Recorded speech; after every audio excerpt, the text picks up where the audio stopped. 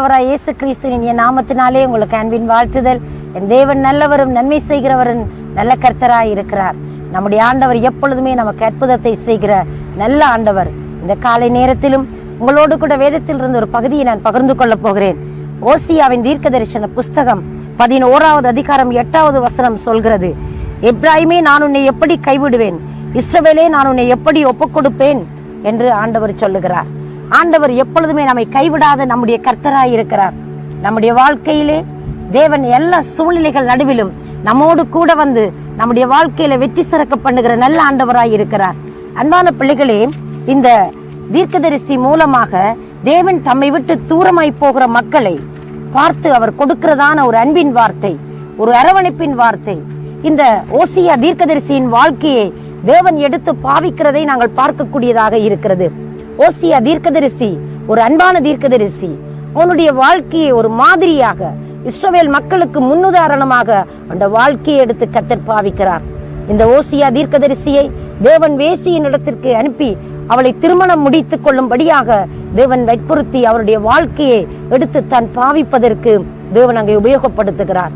இந்த மனிதன் மூலமாய் ஆண்டவர் சொல்லுகிறார், இங்கே மக்களை பார்த்து நான் உங்களை எப்படி கைவிடுவேன், இஸ்ரவேலை நான் உங்களை எப்படி ஒப்புக் கொடுப்பேன் என்று சொல்லி அவர் கேட்கிறார். அருமையான கர்த்தருடைய பிள்ளை, இந்த இஸ்ரவேல் மக்கள் அவரை விட்டு தூரம் போனார்கள். தெய்வம் இருக்கிற பொழுது தெய்வத்துக்கு சாயலாய் இங்கே வேறு காரியங்களை வழிபட ஆரம்பித்தார்கள். உருவங்களை சுரூபங்களை செய்து அவர்களுக்கு அவைகள் தான் தங்களை விடுவித்தது, அவைகள் தங்களுக்கு தெய்வமாக்கி கொண்டார்கள். படைத்த கடவுள் இருக்கிற பொழுது படைப்புகளையும் சிருஷ்டிகளையும் அவர்கள் நோக்கி பார்க்க ஆரம்பித்தார்கள். தேவன் கோபப்பட்டார், தேவன் தண்டிப்பதற்கு இடமளித்தார். ஆனாலும் அவர்களை பார்த்து சொல்கிறார், நான் உங்களை எப்படி கைவிடுவேன், நான் உங்களை எப்படி ஒப்புக் கொடுப்பேன், உங்களை எப்படி நான் மறந்து போவேன் என்று சொல்லி தேவனுடைய இருதயம் ஏங்குகிற அந்த சத்தத்தை பாருங்களேன். இந்த மனிதன் மூலமாய் சொல்லுகிறார், எப்ராயிமே நான் உன்னை எப்படி கைவிடுவேன், இஸ்ரவேலே நான் உன்னை எப்படி ஒப்புக் கொடுப்பேன், நான் வேடிக்கை பார்த்து கொண்டு இருக்க மாட்டேன்.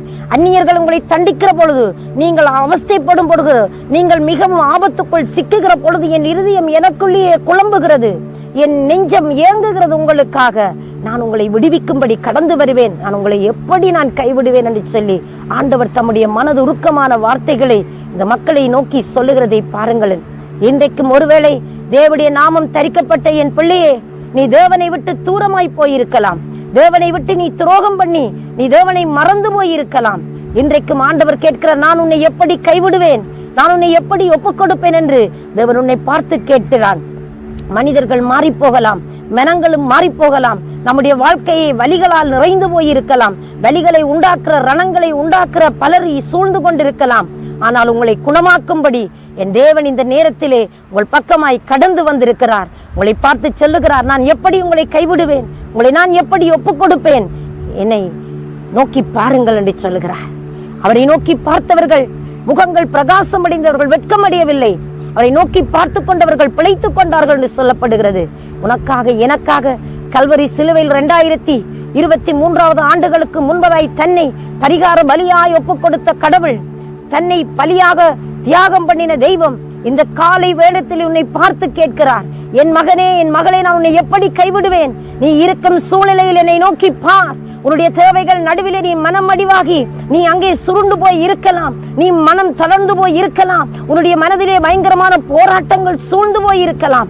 நான் இன்றைக்கு உன்னை விடுவிக்க போகிறேன் என்பதாக தேவனுடைய வார்த்தை சொல்லுகிறது. நான் உன்னை கைவிட மாட்டேன், நான் உன்னை ஒப்புக் கொடுக்க மாட்டேன், உனக்கு அநீதிகள் தீங்குகள் இழைக்கப்படுகிற பொழுது நான் அதை பார்த்து கொண்டு இருக்க மாட்டேன் என்பதாக தேவன் தம்முடைய வாக்கினால் உரைக்கிறார். அவர் வாக்கினால் உரைத்ததை கரத்தினால் நிறைவேற்றுகிறவர். அன்பு பிள்ளையே, இந்த நல்ல நேரத்திலே அவரை நோக்கி பார்க்க நீ ஆயத்தமா? நீ இருக்க நிலையில் இருந்து அவரை அண்டிக் கொள்ள ஆயத்தமா? அவர் மேலே நம்பிக்கை வைத்து தைரியப்பட ஆயத்தமா? அவரை நோக்கி பாருங்கள், உங்கள் தேவன் உங்களுக்கு அற்புதம் செய்வார். உங்களுக்காக நான் ஜெபம் பண்ணட்டுமா?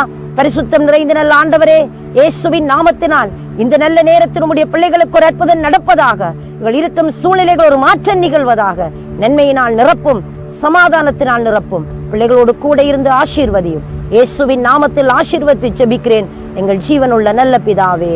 ஆமேன், ஆமேன். தேவன் தாமே உங்களை நிறைவாய்